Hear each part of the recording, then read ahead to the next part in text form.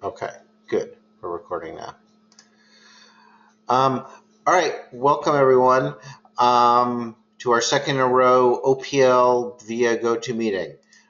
So here's the plan for today. So I'm looking right here on the screen. So the current problem set is due by tomorrow before midnight. So the main thing I want to make sure today is that everyone's comfortable with what they need to know for that homework. So that's the main point of today, and we'll do that first before we do new stuff. I do want to mention that we have the next two problem sets are posted, and you can see that. Okay, so the next one, 2C, is due on Sunday. That one really only has a couple new ideas in it, and it's officially like a 50% value of the normal problem set. So like that one should be fairly straightforward. And then PS3A is a warm-up for some new stuff that we're introducing. So those are due quickly after another. So if we get to it today, we'll introduce those, but actually I'm not planning to jump into the content.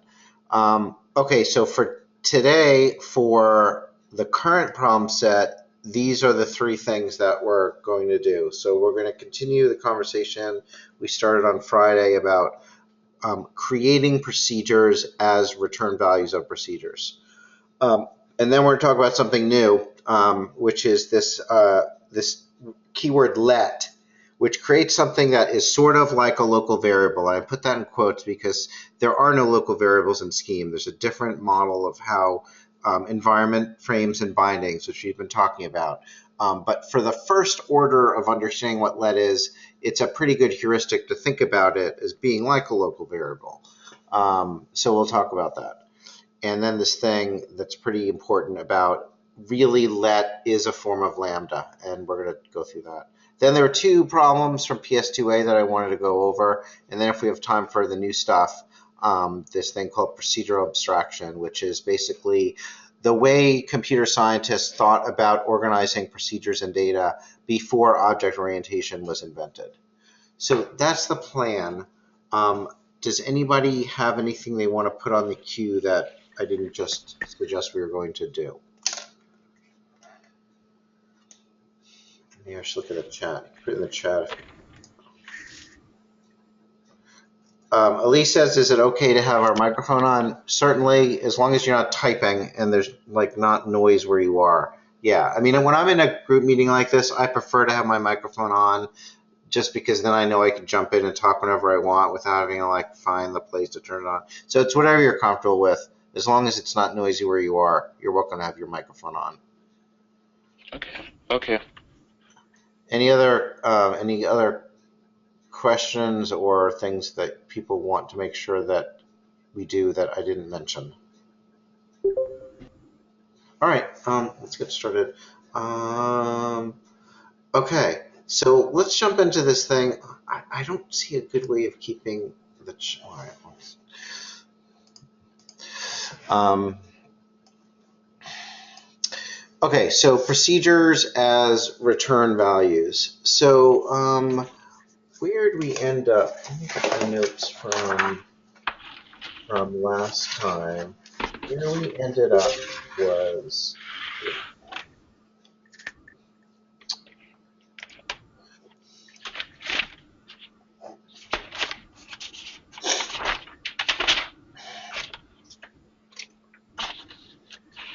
Okay, somebody's shuffling papers around. That's when you should turn your microphone off.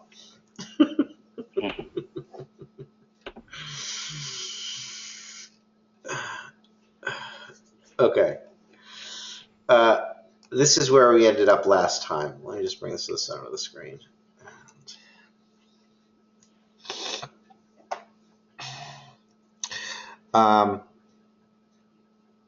So what we did was we created a procedure called EXP that will return a function that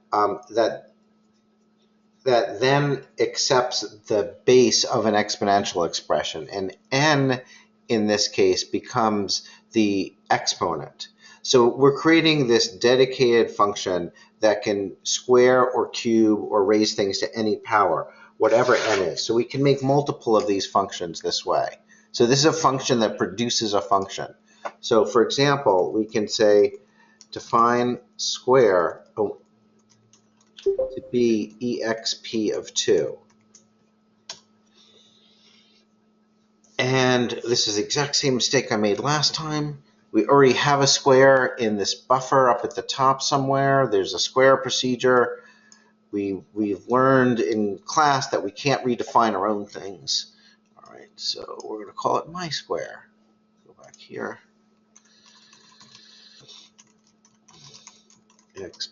exp of 2. So, okay. All right, so like nothing was displayed, but what happened is my square got bound to a new procedure that was created and now we could see the line number and position within the buffer. So it's line 67, cursor position 2. So right there, that's the lambda expression associated with my square. And we can see what my square is. It's a lambda function, so of one argument.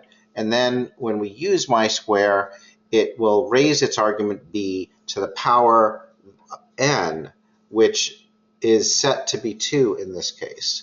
So that's why it's a squaring procedure. So we could say my square of 5, and we should get 25.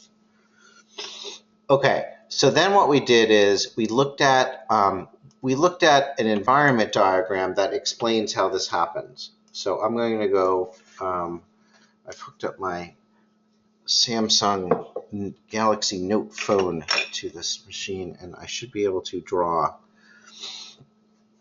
Okay, so what happened when exp2 was evaluated was an environment frame got created for that evaluation. And in that environment frame, there was a binding. What was the binding that was made? Somebody whose mic is on can jump in. Can you repeat the question again? Yeah, so we want to evaluate the expression exp, I'm spelling it wrong, exp. Hold on, I'm just going to erase that because it's so awful now. We're evaluating this expression exp of 2. And in order to do that, we need to create an environment frame. Hold on, I see that some message came in. Yeah. Oh, all right. So Brian's got an answer there. All right, we'll leave that open. So my question was, what happened in order to evaluate that expression? And you can see in the chat. So the standard evaluation model is an environment frame is created, and then the parameters of the expression to be evaluated get bindings. So exp has a parameter called n. Can you guys see my mouse, by the way? Yes. Okay. Yes. Yeah. So this n has to get bound to something in order for exp, the body of it, to be evaluated, and we're going to bind it to 2.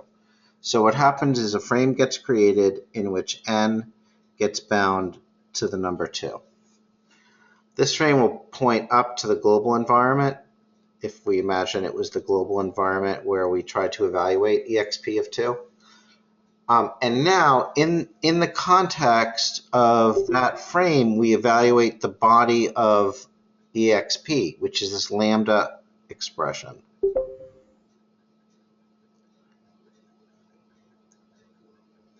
expt.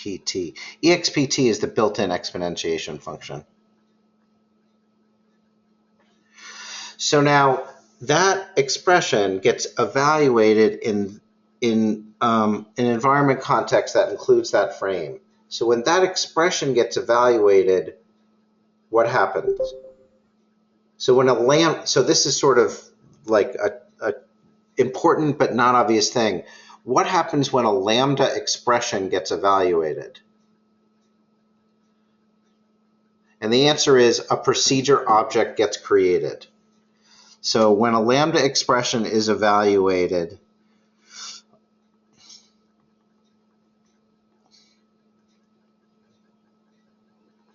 a procedure object gets created.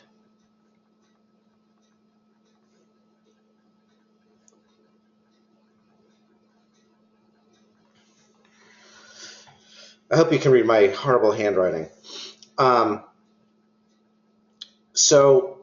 Okay, so this expression gets evaluated, and now in order to evaluate it, we actually have to evaluate. We have to we create the procedure object. So there's different representations for it. For now, I'm just going to use like this. So this procedure, it'll show up on the screen in a moment. We get this procedure object thing, and that procedure object was created in the world of this frame. So when the procedure object is run, when it's actually used, it can look up n inside this environment frame. That's the big aha, is now this procedure object was created in this frame's context. And so then there's this new term to describe this thing, which is a procedure object in the context of an environment frame. And you can see what I'm doing. I'm making this dotted line around the whole thing. And that whole thing is called a closure. And it's because the body of the procedure is closed over an environment. So that's why when we make one of these things, and then we went back to, I'm going to go back to the scheme that we're actually using the world, we could give it a name. This is going to be, this exp of 2 is going to be a thing that knows how to square objects. And we called it my square. We can make another one with a different parameter for n, and we can make my cube with exp of 3. Does this make sense? Are there any questions about this? What do people think?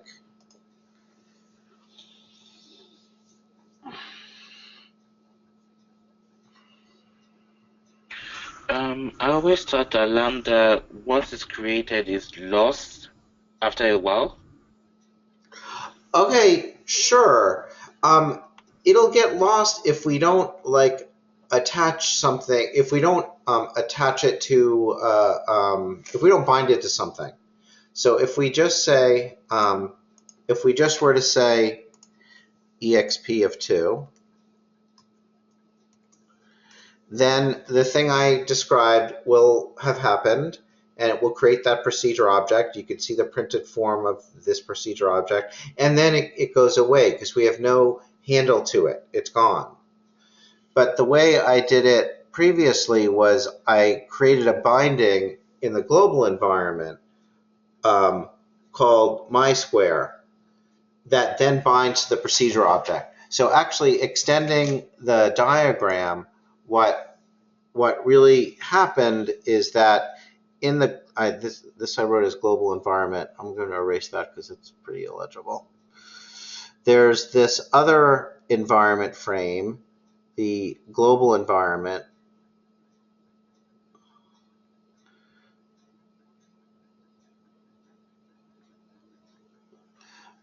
and in that global environment, we created a binding. We've created a new symbol called mySquare. I'm going to abbreviate it just like MYSQ.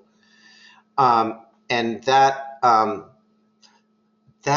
symbol exists in the global environment, and because of this defined here, so this exp of 2 thing, when we evaluated that, it created this procedure object, which I've got in the drawing.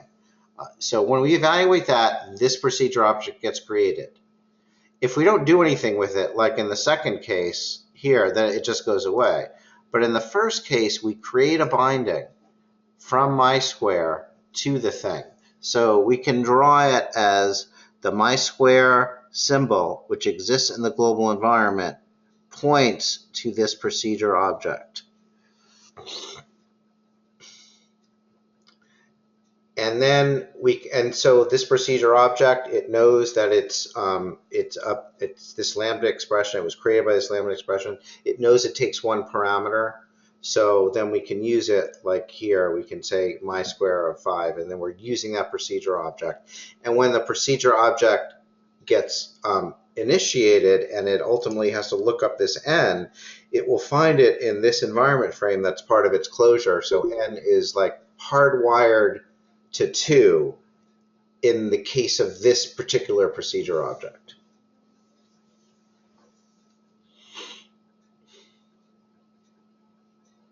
Does that make sense? So n is global to this function. So n is global to this function in this scope. Sorry. Yeah. Joel, I'll get to your question in a moment. I think Ali and everyone, it'd be better to think of it. I mean, it'd be better to think of it as local, because really that procedure object is the only thing in the universe that has a binding of n to 2. I mean, there might be other separate procedure objects with their own separate frames where n's bound to 2. So it's more like it's wrapped up inside the procedure is a better way of thinking about it. More like a local. Again, that's not a perfect metaphor. It's not a bad one. Okay. Thank you. Yeah, sure. All right, Joel's question. What happens if you have multiple EXPs and try to connect it to another procedure? Absolutely. So let's make another one. So let's make the mycube. Define mycube would be EXP of 3. Okay, just to show that it works, we'll do mycube of 6, 216. Okay, so what happened there? Another one of these whole things got created. Another one, like I don't have room on the drawing, otherwise I would draw it. But basically, a whole separate copy of this closure got created. A new environment frame got created. All right, I'm going to try to draw it. I'll make it tiny. A new environment frame got created in which n was bound to 3, and then a new proc object got created by reevaluating the lambda. So this proc object was created in this context, and then this frame also points back to the global environment. And further, there is now a mycube binding because after creating this procedure object, the one down here at the bottom, we bound mycube to point to it. So then there's a like link from mycube down to that procedure object. So we have another one. We have another copy of this thing. It's different because there's now a frame where n is bound to 3, and there's a separate procedure object. They're not the same procedure object. When evaluated, they will like evaluate the same code, the same body, but they're different. They're different objects. It's not just that they have different frames. Well, I mean, they would have to, right? If they have different frames, they have to be separate objects, because if there's only one object, it can't be pointing at 2 different frames, right? We can't have one object that's pointing at the n is 3 frame, and then that same object is,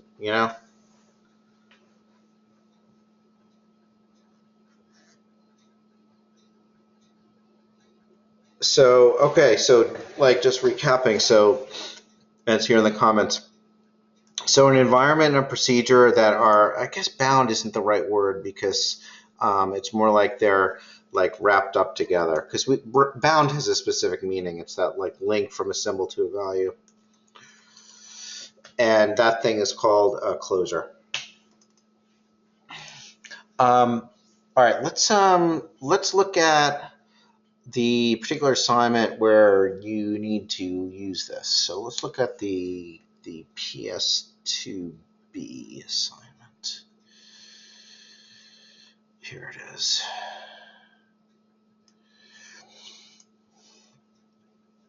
I guess there's only really, there's a couple procedures here. There's a couple problems here where you need to be dealing with this. So, okay. So here's the first one, exercise 141. So you have to make this procedure called double, which takes a thing. The thing is called f. So like that's a clue that the parameter to double is itself a function. And then this double thing is going to return a function of one parameter called z, which uses f in some way. And basically it has to apply it twice. That's what it's double means apply the procedure f twice. So like, let me show you what it would look like to apply it once. So, well, actually, before I do that, let's create an environment diagram for this thing.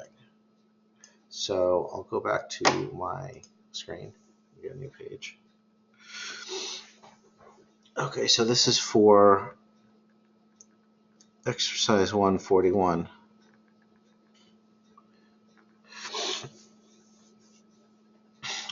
Okay, so we are going to we're going to call, let's say we call it double with ink, right? With ink. So ink is ink a built-in? Do we just have ink automatically, or do we have to like create it?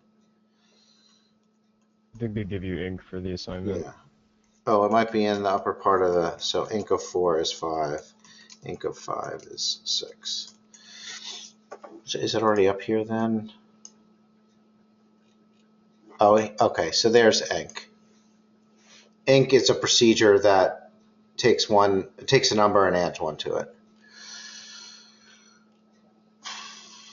Okay. So we are going to evaluate an expression like double of ink. We'll call it define my test double of ink. And all right, so my test is this procedure object, line 79, position 2, which is right there. So now my test is that procedure object. All right, so let's draw that. So we evaluated double of ink. And what happened was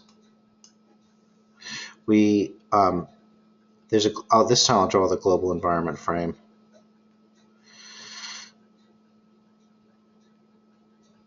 GE is global environment. Okay, so in order to evaluate double of ink, we had to create a frame where F got bound to something. So we created a frame where F is bound to ink. And remember, ink is a procedure. It's not like a number.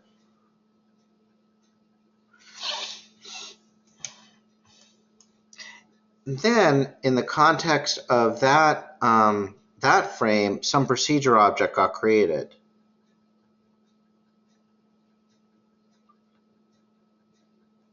And that procedure object right now is this lambda z of z.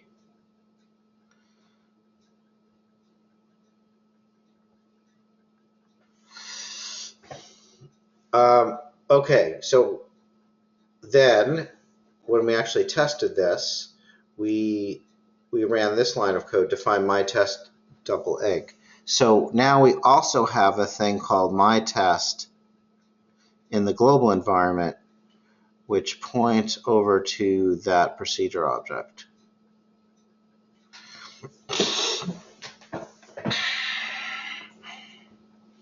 All right, how do we use this my test?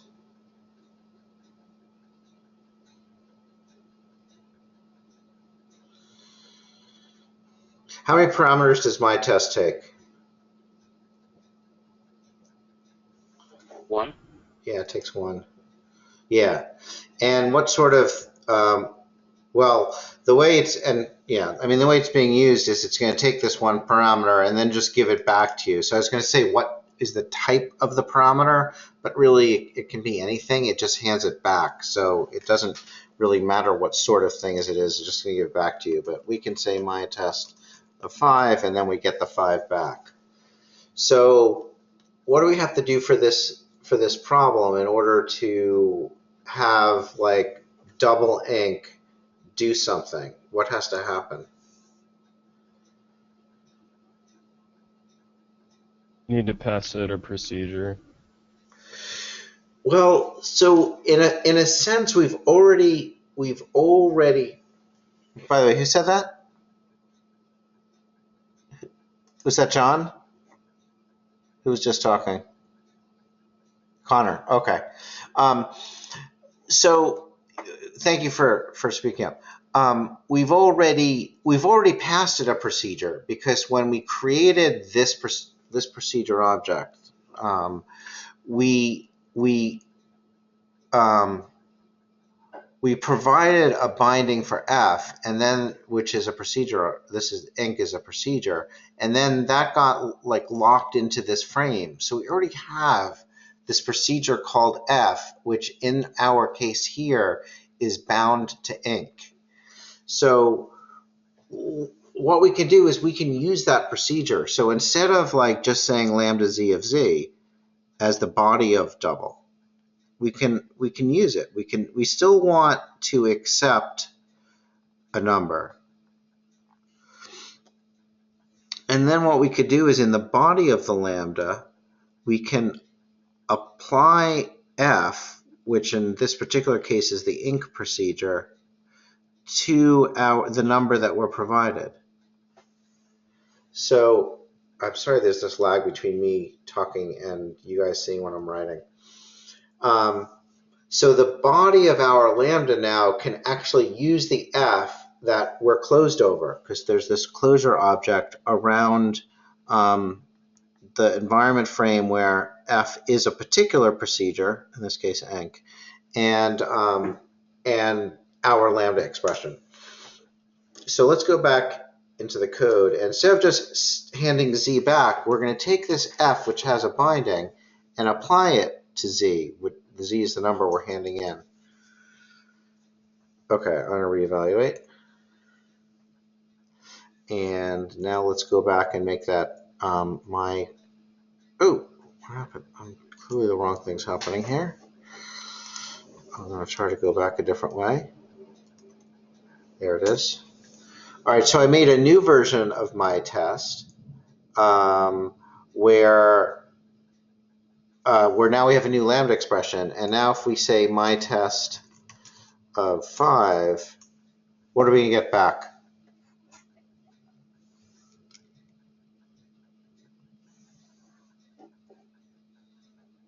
6. Yeah. 6. Yeah, exactly. So it applies the inc procedure once. I don't want to like completely carry this one home. I think you guys can see where this one's going. Any questions on this one?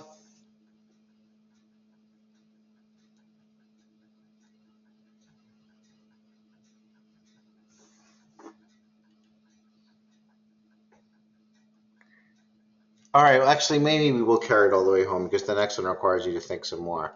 And then there's another one. So what do people think? What's the way to like finish the deal here and actually complete this exercise? We would make f of z a function of f.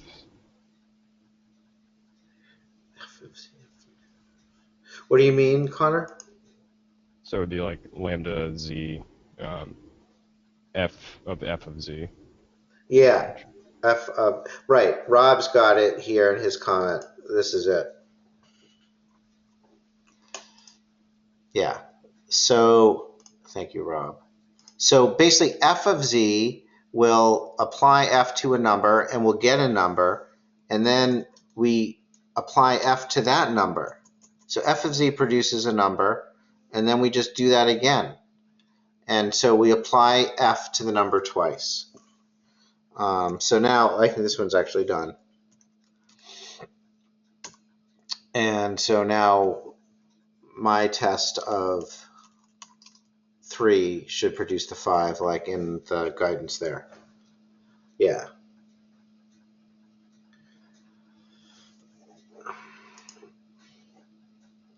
Up top, it doesn't show f of z.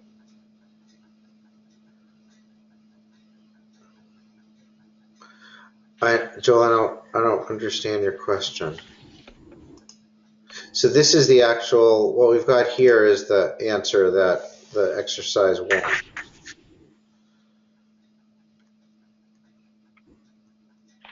So what this procedure does, it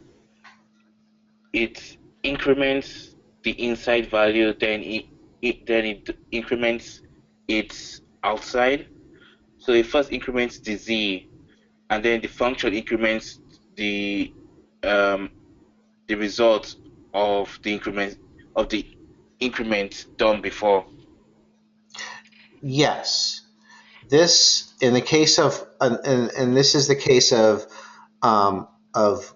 creating a double with increment as the function, is here in the highlighted part. The increment function is applied to our new z parameter when we actually use the thing.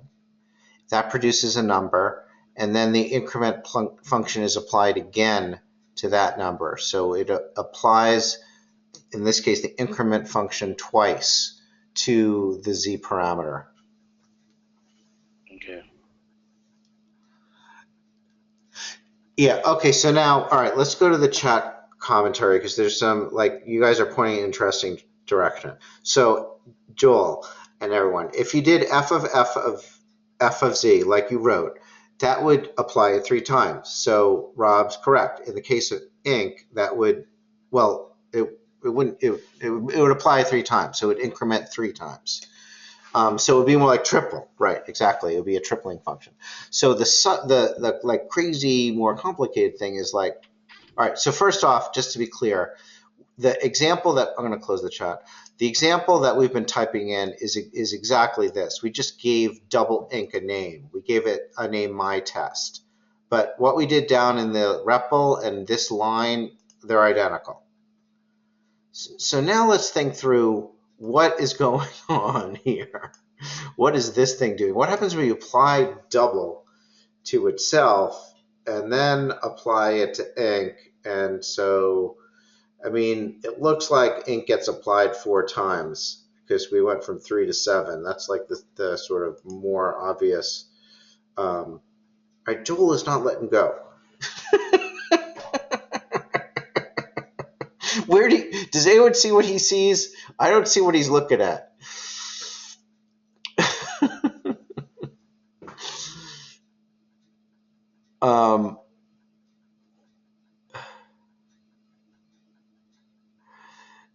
Isn't it triple in the comments?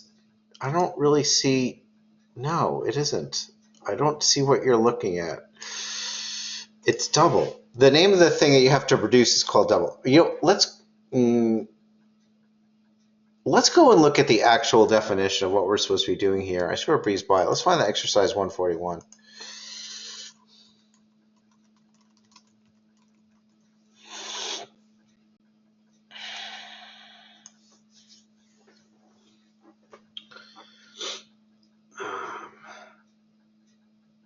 Why is this taking forever? Seriously?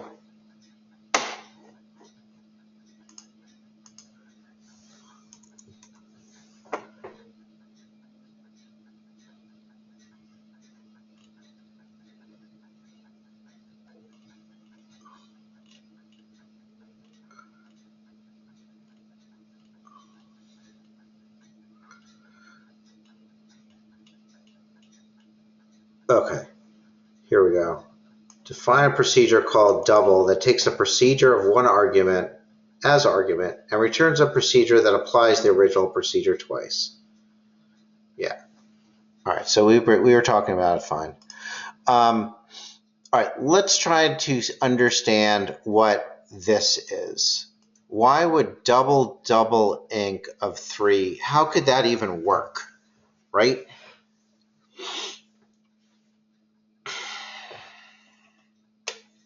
First, let's see if it actually does produce what we think it should produce.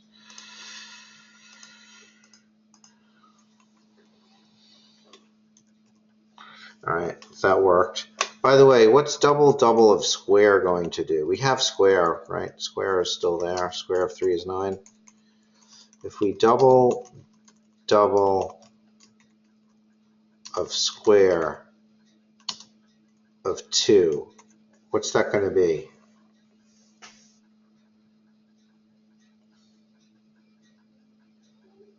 I think it's going to be 16. No, wrong. Yeah, well, okay. Well, we've got something to figure out here. Wow, what happened there? Okay, well, let's try to figure it out.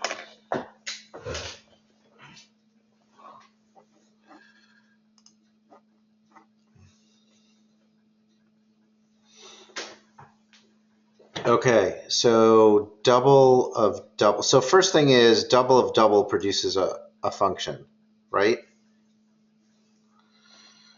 So when we evaluate double double, we get an environment frame where f is bound to double.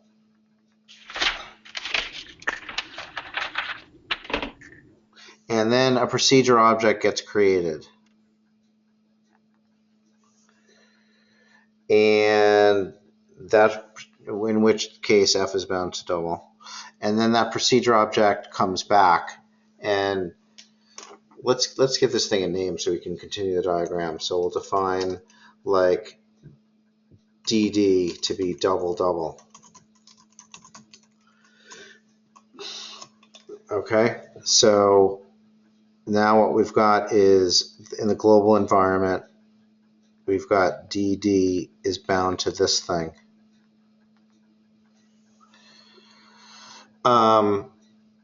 Now what we did is we applied that to square.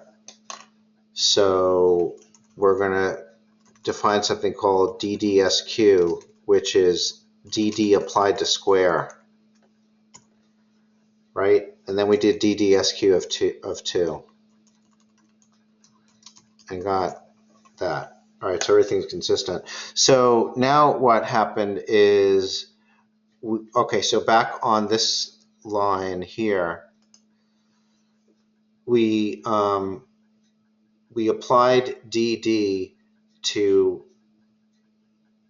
square. So a new environment frame got created in which f was bound to square. No, what was f bound to?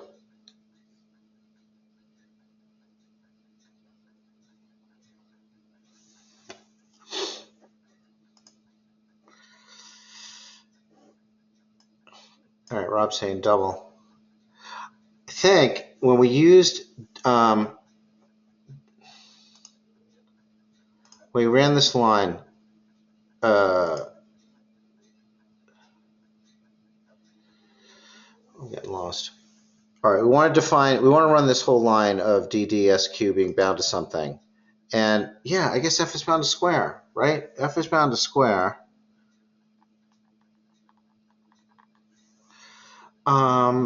And then we created a new thing in the global, and then in that context where f is bound to square, we have a new procedure object being defined.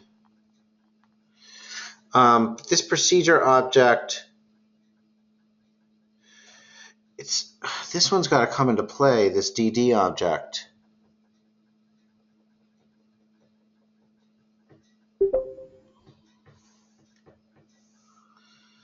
This is pretty complicated, isn't it?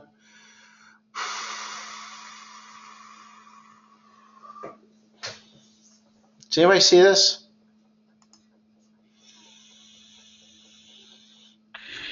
Maybe we should start with the ink instead of the square first. Like double ink.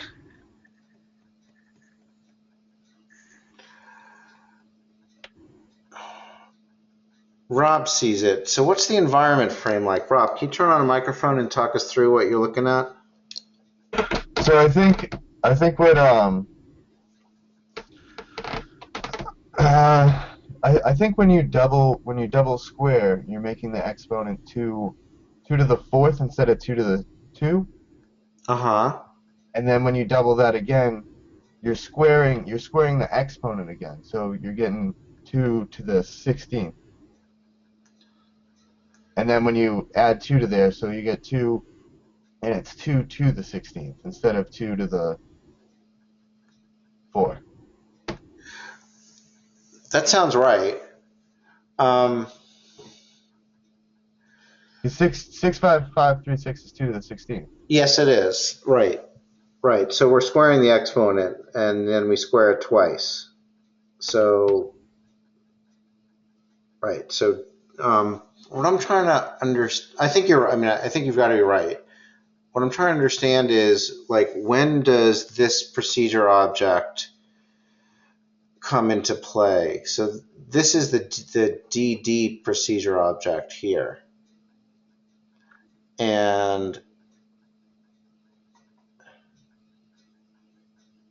So when you double square as it is, you're doing square of 2. yeah, Right, so you're putting it to the 4th, and then when you double that, you're doing square of square of square of square of 2. Or you're doing that. You're doing taking that, you're doing that twice. So right, you're doing the square, but yeah. where's like, okay, so let's see if we continue this. In the global environment, we have a DDSQ object, which is that one. And then we ran DDSQ of 2. And okay, so then it's going to use this procedure where where square gets applied twice.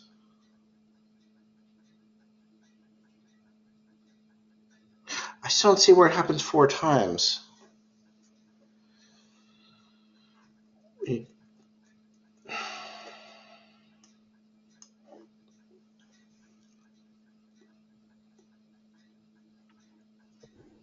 It's because it already happens twice in square. So when we're down in here, this one's going to apply square twice. And then it's gonna apply square twice to itself again.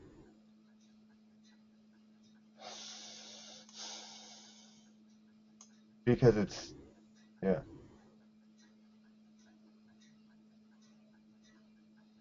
Um,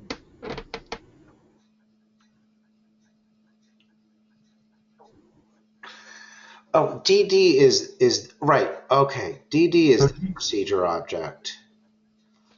so DD looks like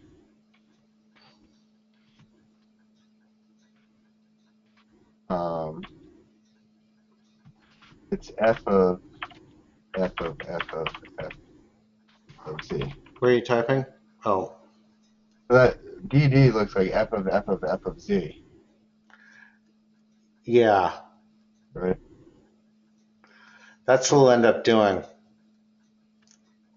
Yeah, I think you're sort of thinking it. You're thinking it through the substitution model, which is like easier in some sense.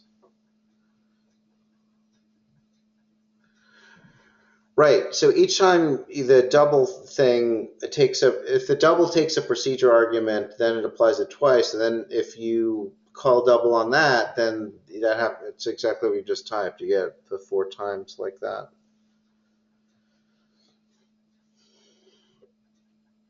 Um, yeah, I have to go offline and figure out the environment diagram version of it, but what you've got there is definitely correct. Well, I think working through this is like the right thing for this compose thing should be easy compared to what we just were dealing with. All right, let's leave this here, and I mean this is something we're going to return to. We're going to return to the environment diagrams. I think this is something we can all try to figure out, like this like environment diagram that's partly formed, how that can be reconciled with what Rob just walked us through. Since we're running out of time, I want to do the last thing on lambdas, and maybe we'll go a little we'll go to 1 because I think that will take some time. Does anybody have any other like observations that like is anybody seeing this in a way that is they can clarify for everyone else?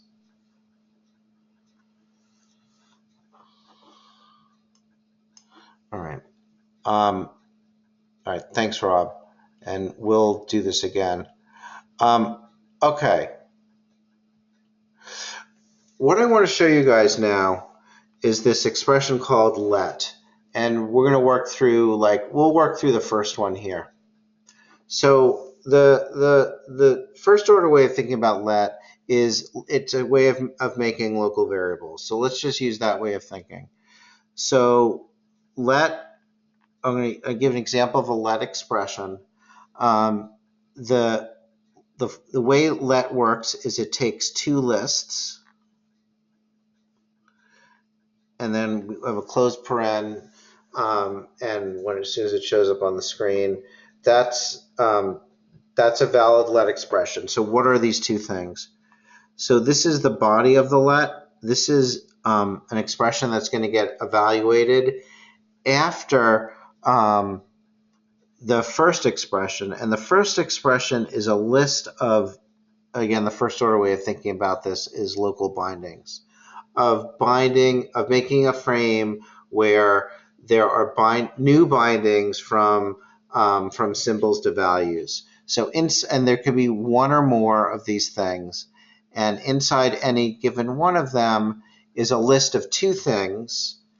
The first thing has got to be a symbol. So for example, like the symbol A, and that gets bound to a value. In this case, I'll just give it a hard-coded number like 3. So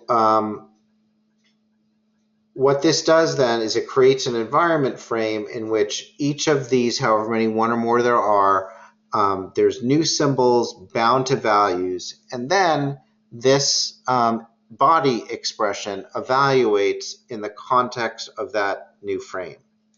So let's give an example of, we can say, we'll make a whole procedure here. I'm actually going to bring up, I'm going to bring up a Racket environment for doing this.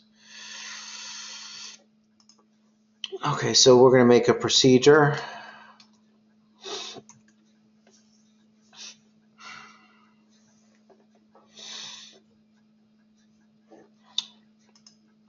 This Mac is like woefully underpowered.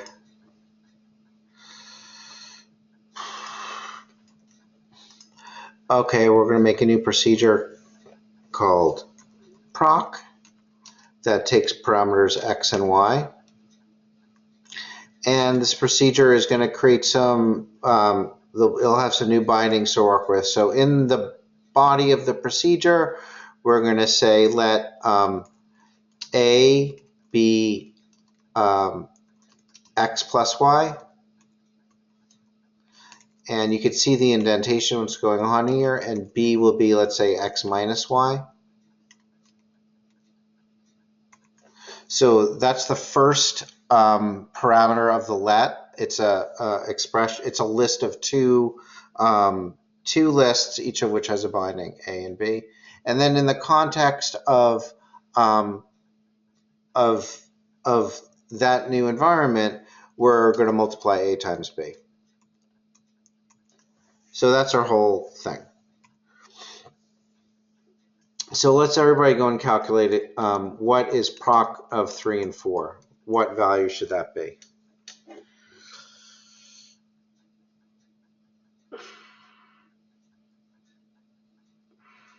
If you have the number, you could like put it in the chat.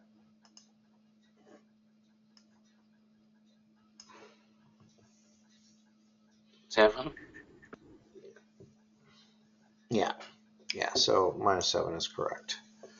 Okay, so what happened in order to make that work? So kind of the way to think about it is an environment frame got created where A got bound to x plus y. So x is 3 and y is 4, so A got bound to 7. And B got bound to x minus y. So B got bound to -1. And then in the context of that frame, the body of the let was evaluated, and that was times AB. So in that frame's context, A and B got looked up, and it's -7. Okay, should we do another one, or does that seem clear enough what happened there? So let me show you another example. Suppose we'll also do a proc of xy, proc 2 of xy, and let. In this case, we're going to say A is going to be, again, x plus y.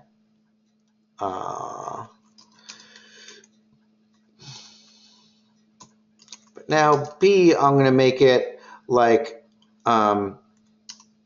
x minus A.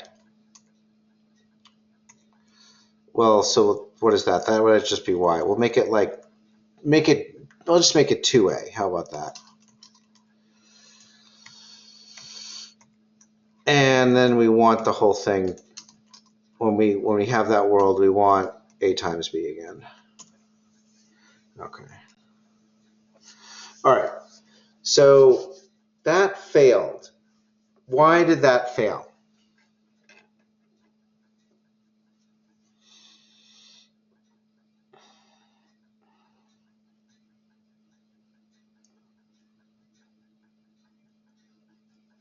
So the reason it failed is that these things are sort of done all at once. And they're not, even though like we normally read code from top to bottom, from left to right, that's not how this is happening. This didn't happen yet before we tried to do that. So they all sort of have to happen simultaneously. We were not able to evaluate 2 times A and to create the binding for B because A didn't exist yet. Yeah, Mohammed's got it right. A is not bound to anything yet. Exactly. And here's the way to think about it. So this environment frame thing that I drew, that should look familiar to you. You're like, wait a minute, what's the other thing that causes environment frames to be created? And we already know what it is. It's lambda. So lambda is the thing that creates environment frames. And in fact, let is not anything new that didn't already exist in Scheme. Let is just another way of expressing a lambda expression. And like, not only is it like, it's not sort of like that, it is that. Let is a lambda expression. Let is lambda. And so let me show you what was really going on here with this first one, and then we'll see why the second one couldn't possibly work. So we're going to define, I'm going to call this proc alternate, which is the same as the one above it, x and y. So what we were doing here is we were creating a lambda expression of 2 variables, A and B. And then in the context of that lambda expression, we were multiplying A and B.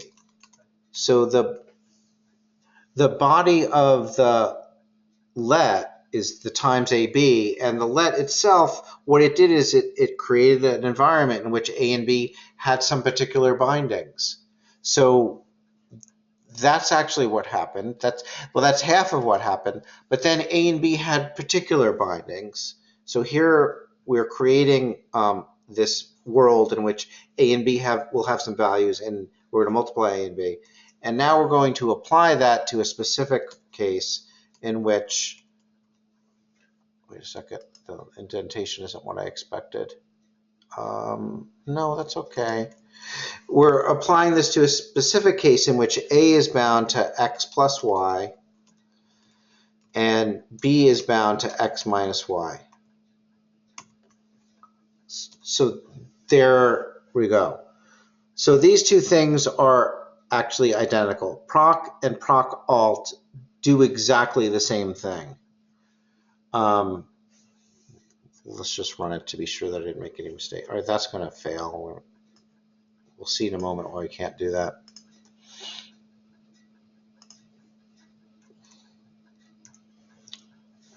So if we do the proc alt of, what was it, 3 and 4? Yeah.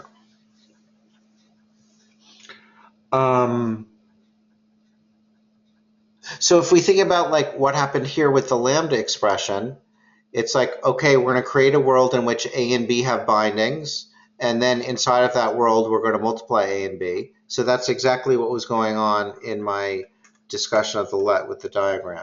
And then we're going, so this creates the world in which A and B can have bindings. And then this expression actually then instantiates it and gives A the value of x plus y and B the value of x minus y.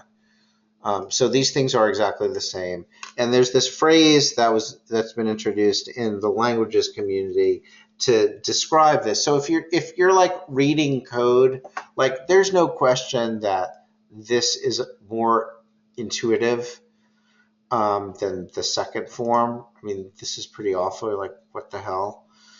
So you want to write this code, but internally what's happening is the scheme interpreter is doing this. It's actually dynamically translating into this. And so we use this expression that's called syntactic sugar. So let is syntactic sugar for lambda.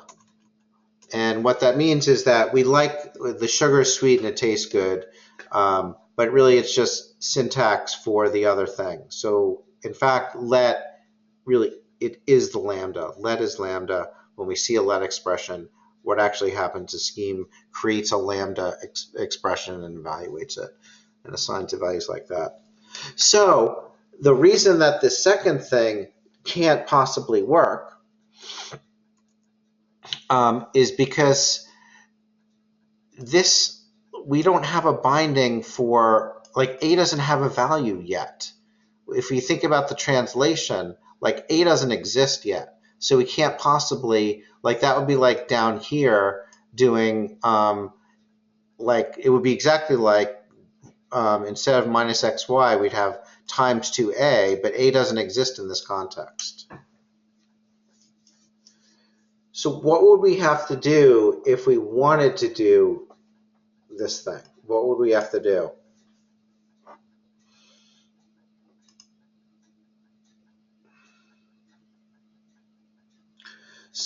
So Ali's comment, switching the order. What order would we switch?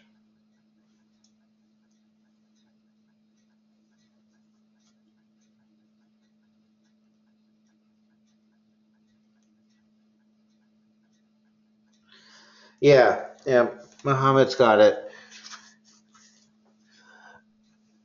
Oh, okay, Ali. No, that wouldn't help at all. Like it wouldn't matter because in that expression, the times a2 or times 2a, a doesn't exist yet. So so it doesn't really matter what order those two arguments are evaluated. So Mohammed's on the right track. So here's the way you would have to do it. X and Y. We'll do it with let first. So we're going to create a world in which A has the value of x plus y. And then in that world, we're going to create a world in which B has the value of like 2 times A. So this let expression that I'm at right now is the body of A, of the former one. And so then in that world, we can then do times AB because both A and B have bindings. And that will work. So just before we finish here, like, let me show you what that looks like in terms of lambdas.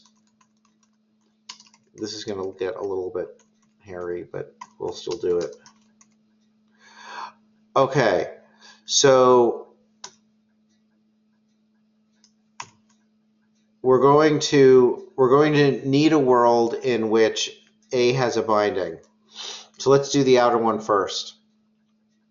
So we're going to do this outer lambda, so it's going to be lambda of A. You know what? Let's do the inner one first, and then we'll work from the outside. So we're going to do this part of it first. This is a world in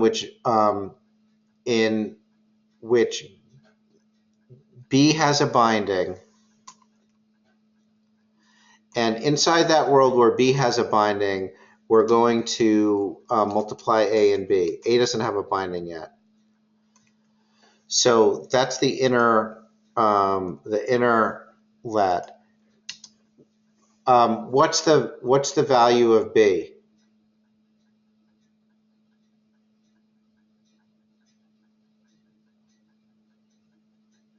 It's 2 times A.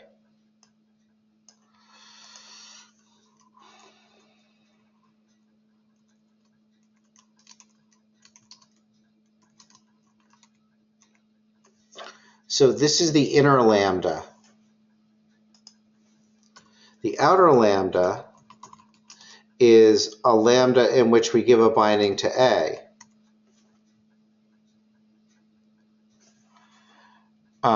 And inside that lambda, we're going to run this thing. And now, outside of this, we give the value to A. A is going to be x plus y.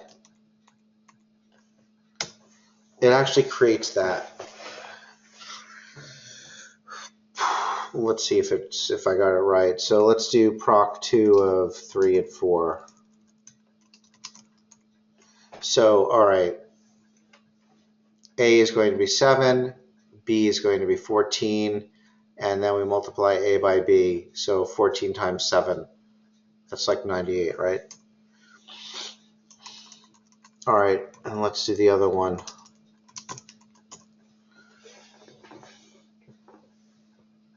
Do people see that?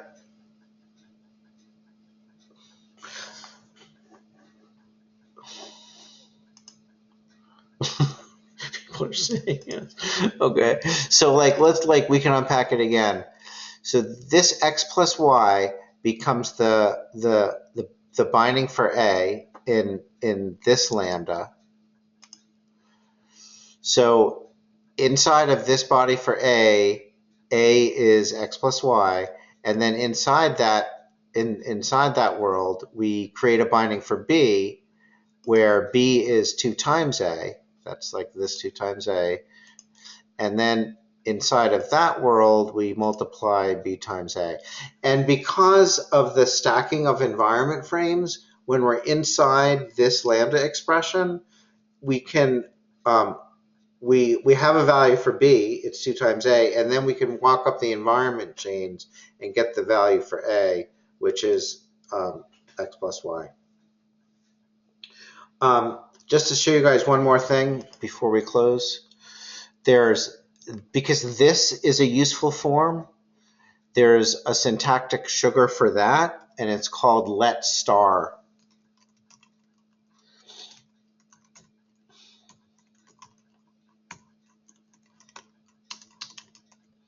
And what we're allowed to do is let star is a thing, and that evaluates the lets.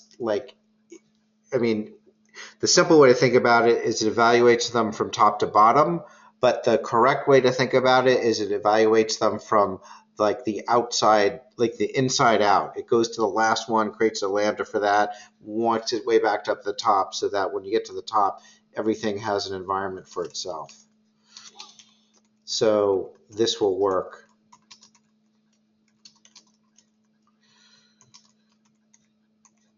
And this is obviously simpler from the standpoint of reading it. So let star does the nested lambda thing. Okay, so that's let lambda and let star.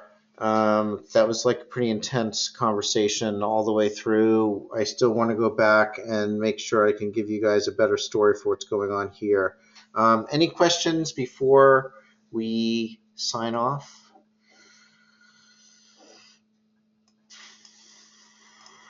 When you go to the problem set 2b, there is a bunch of examples of going back and forth between let and lambda. First, you have to convert lets to lambdas, and then you have to convert lambdas to lets.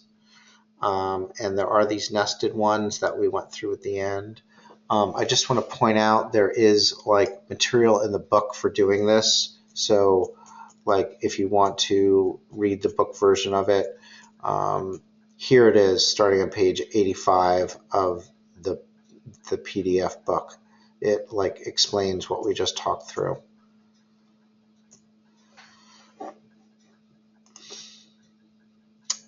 You guys are good? All right. See you on Wednesday. Thanks, everyone.